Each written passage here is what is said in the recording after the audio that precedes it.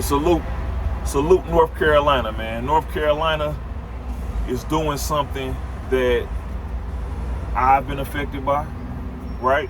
Had my truck towed in probably like 2022. I was at home on home time, man. I was on, if you're coming down I-40 exit 14, you see it's a Bass Pro Shop that sits off. If you coming westbound, it sits off to your left-hand side. Right, it's a Bass Pro Shop. I've been parking there probably a year. They didn't notify us that management had switched management companies for that lot. Right, they didn't notify us, and they put up these little ass no parking, no more truck parking signs. Right, some shit that you really wouldn't be able to if you regularly park there, some shit you really ain't, that don't stand out to you. Right. Didn't warn us or nothing, didn't throw a boot on there, didn't put a sticker on your window and say, oh, you can't park here. They just told my shit, right? It cost me $2,500. $2,500 fucking dollars. All right, but North Carolina just passed this bill, man. It's called House Bill 199. It's aimed at regulating the towing industry and addressing predatory towing practices, especially those affecting truckers.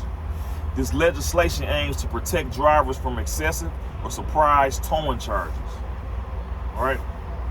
The bill establishes a towing and recovery commission to oversee the industry, including setting maximum fees, issuing permits, and creating a database for tow truck drivers and companies. They need to do this shit nationwide, bro, for every state. The federal government needs to get involved in this shit, right? I got charged $2,500. I had a homegirl, right? She got charged. She didn't even get a tow. She got a winch. Right, and doing this winch, they told her she didn't need all this shit. They called out two tow trucks, told her she was low gas, so they brought out another truck to put some gas inside her truck. I mean, not gas, put some diesel inside her truck. And I think her bill came out to like $7,000, bro, like $7,000. And all she had a winch out. She was going down. She had pulled down the wrong road. And the ground was wet, and she hit a shoulder trying to back out that road, and she hit a shoulder. The trailer tires got stuck, and she couldn't get out. But that was like $7,000 worth of tow. But the key provisions in this bill would be the bill primarily focus on regulating non-consensual tows, which is basically tows issued by the driver, the towing company, or law enforcement, right? So if you get put out of service or something, they call to get you a tow. The truck break down and you call and need a tow like that.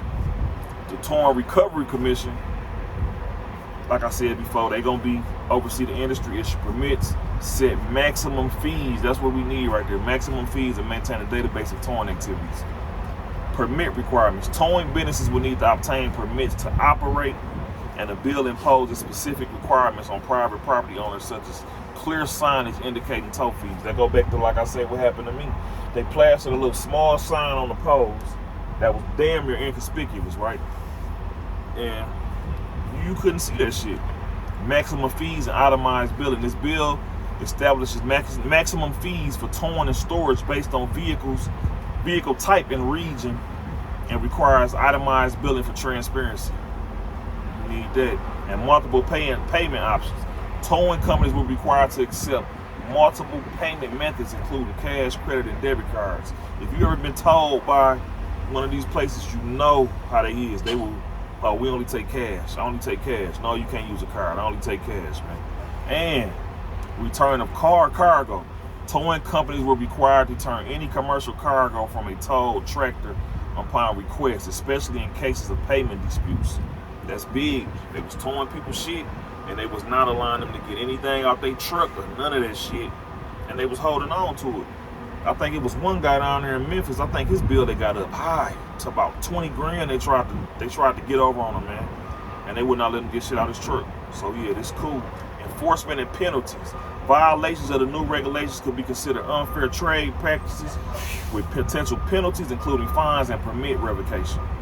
Fine. This bill don't go into effect till next year though. The bill will be implemented in stages with key provisions like the permit system and database becoming effective July 1st, 2026. So they got a little under a year.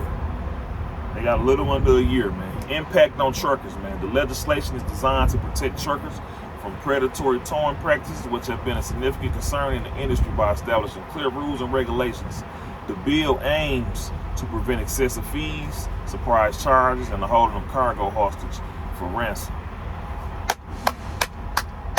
Salute North Carolina, man. We needed that in this industry, boy, because we easy targets out here for mechanic shops, towing companies, DOT. We just walking licks, man. So salute North Carolina, man. Salute.